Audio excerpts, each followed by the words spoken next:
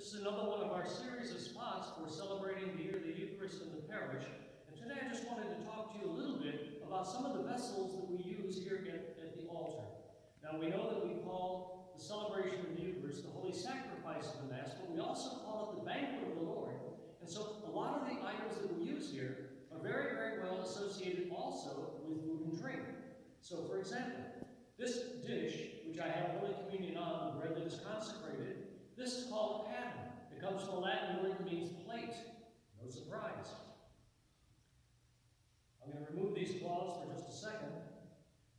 The chalice, which contains the precious blood, the wine that we consecrate. This comes from the Latin word calix, which means cup. So there it is. Since it is, in fact, a meal as well as a sacrifice and a memorial, all of that wrapped up all together, we also have on the altar, which is sometimes referred to as the table of the Eucharist, we have a large white cloth, which is called the corporal. And it is called the corporal from a Latin word that means the body, because this is where we place communion on the altar.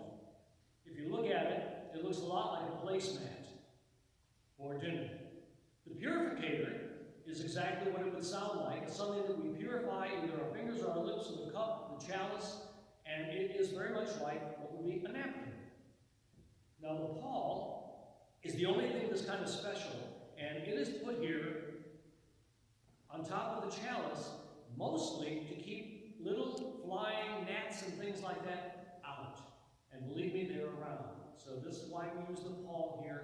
It's called a pall because it means the word just means a cup.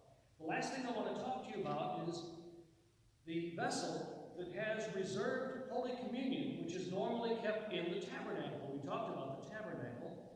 This is called ciborium, and in Latin or in Italian we call it ciborium, because the Latin word, pardon me, and the Italian word also, cibo, means food.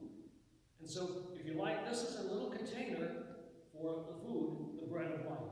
So these are some of the basic vessels, that we, in fact,